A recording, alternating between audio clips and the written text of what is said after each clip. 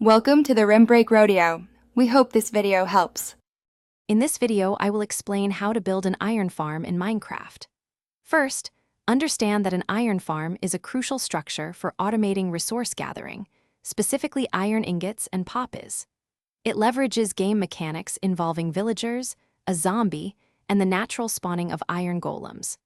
We'll cover everything you need to construct a highly efficient farm that provides a steady supply of these valuable materials for your survival world. To begin, gather your essential components. You'll need a minimum of 20 villagers, each with access to a bed, to establish a village. A single zombie is crucial. It must be contained safely to scare the villagers without harming them, which is what prompts iron golems to spawn.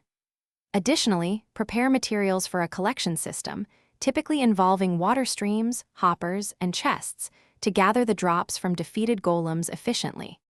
Now, let's build it. Start by constructing a secure, elevated chamber for your 20 villagers and their beds. Next, place your zombie in a way that it's visible to the villagers, but completely out of their reach, perhaps in a small glass enclosure. Above this, create a large, flat platform where iron golems will spawn. Finally, beneath this spawning platform, build a killing chamber and a collection system to funnel all the iron ingots and poppies into chests. To optimize your iron farm, ensure there are no other valid iron golem spawning locations within a 64-block radius to maximize your farm's output. If your farm isn't working, double-check that all 20 villagers are linked to beds and can clearly see the zombie. Sometimes, minor block placements can disrupt the mechanics.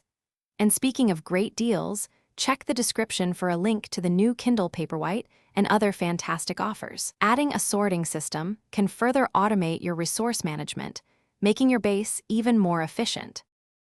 Thanks for watching. Consider subscribing if we helped you.